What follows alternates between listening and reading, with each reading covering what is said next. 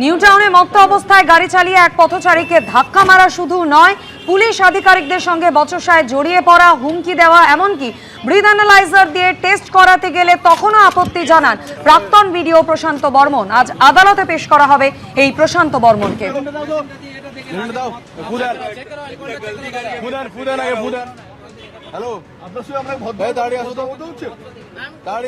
প্রশান্ত Barman arrest হয়েছেন এবং এই মুহূর্তে সরাসরি আমরা যে ছবি দেখাচ্ছি, প্রশান্ত বর্মনকে নিয়ে পুলিশ আধিকারিকরা এখন কিন্তু বেরোচ্ছেন। মূলত এখনো পর্যন্ত বিধাননগর কমিশনারেটের তরফ থেকে যেটা বলা হচ্ছে যে গতকাল রাতে তিনি যে র্যাশ ড্রাইভিং করেছেন সেই মামলাতে তাকে পুলিশ আধিকারিকরা অ্যারেস্ট করেছেন।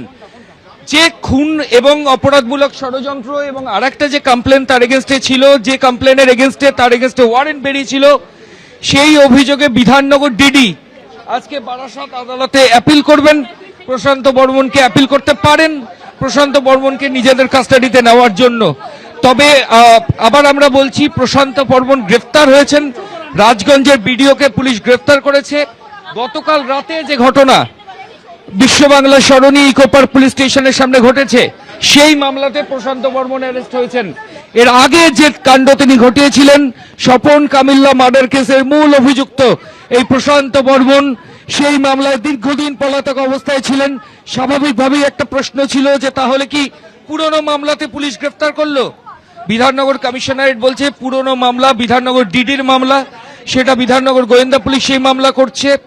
সেই মামলায় প্রশান্ত বর্মনের হয়ে আজকে ডিডি কোর্টে মুভ করতে পারেন। আমি আবার বলছি, ডিডি বিধাননগর গোয়েন্দা পুলিশ আদালতে মুভ করতে পারেন।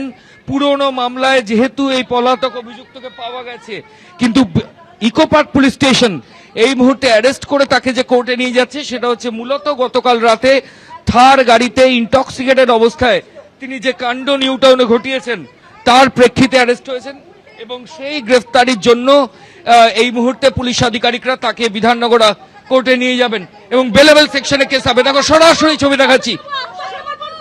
প্রশান্ত বাবু, আপনার এগেইনস্টে তো ওয়ারেন্ট আছে।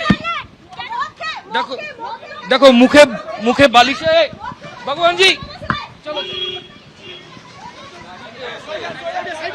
মুখে বালিশের কভার বিধাননগর পুলিশ বার করে নিয়ে গেল প্রশান্ত বর্মনকে।